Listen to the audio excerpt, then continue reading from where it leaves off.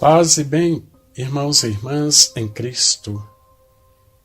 Vamos dar continuidade à nossa meditação da Palavra de Deus. Hoje, quinta-feira, dia 6 de agosto, festa da Transfiguração do Senhor.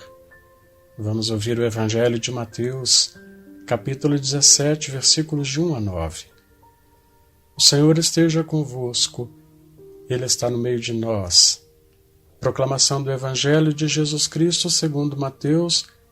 Glória a vós, Senhor.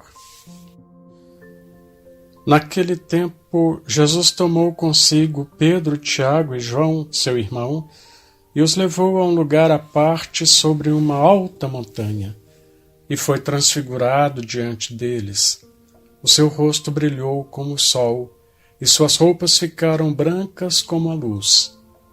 Nisto, apareceram-lhes Moisés e Elias conversando com Jesus. Então Pedro tomou a palavra e disse: Senhor, é bom ficarmos aqui. Se queres, vou fazer aqui 3 tendas, uma para ti, outra para Moisés e outra para Elias.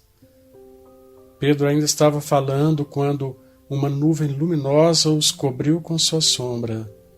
E da nuvem uma voz dizia: Este é o meu filho amado, no qual eu pus todo o meu agrado.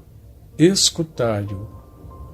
Quando ouviram isso, os discípulos ficaram muito assustados e caíram com o rosto em terra. Jesus se aproximou, tocou neles e disse: Levantai-vos e não tenhais medo. Os discípulos ergueram os olhos e não viram mais ninguém, a não ser somente Jesus. Quando desciam da montanha, Jesus ordenou-lhes: Não conteis a ninguém esta visão, até que o Filho do Homem tenha ressuscitado dos mortos. Palavra da salvação, glória a vós, Senhor. Queridos irmãos e irmãs, certamente não deve ter sido fácil para Pedro, Tiago e João, testemunhas daquela maravilhosa transfiguração pela qual Jesus passou.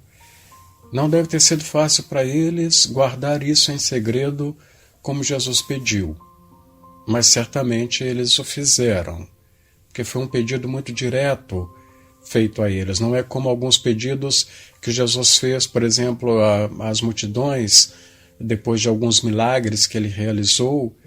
Ele pediu também o segredo, mas a multidão não deu conta e proclamou. Mas é um pedido muito diretamente aos 3, eles não poderiam trair a confiança de Jesus. Então deve ter sido muito difícil para eles, mas quando Jesus ressuscita, então eles compreenderam, porque, como a gente percebe pela narrativa do texto, Pedro não tinha noção do que ele estava falando, quando, imaginem, interromper um diálogo, uma conversa entre Jesus, Moisés e Elias. É algo que o próprio Pedro depois deve ter pensado: como eu fui capaz de fazer isso? Mas naquele momento ele estava totalmente atordoado e com toda razão.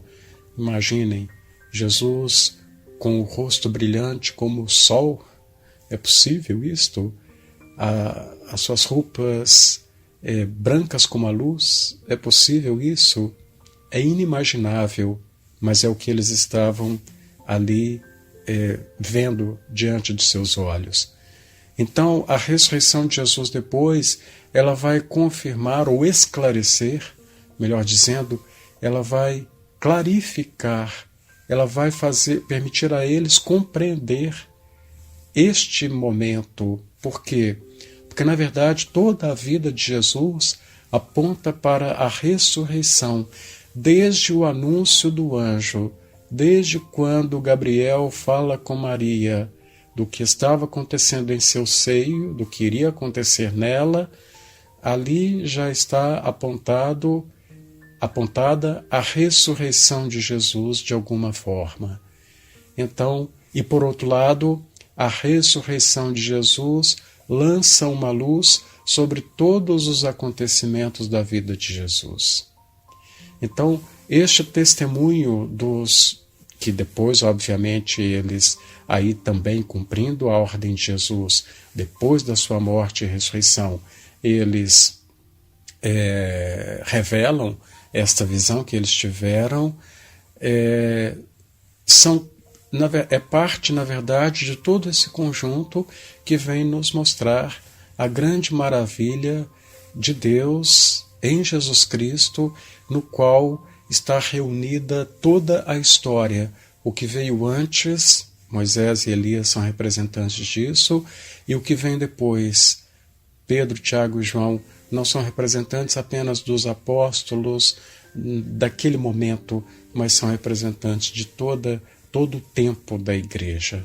Jesus ocupa o centro, ele é a centralidade, ele é o ponto de partida e o ponto de chegada.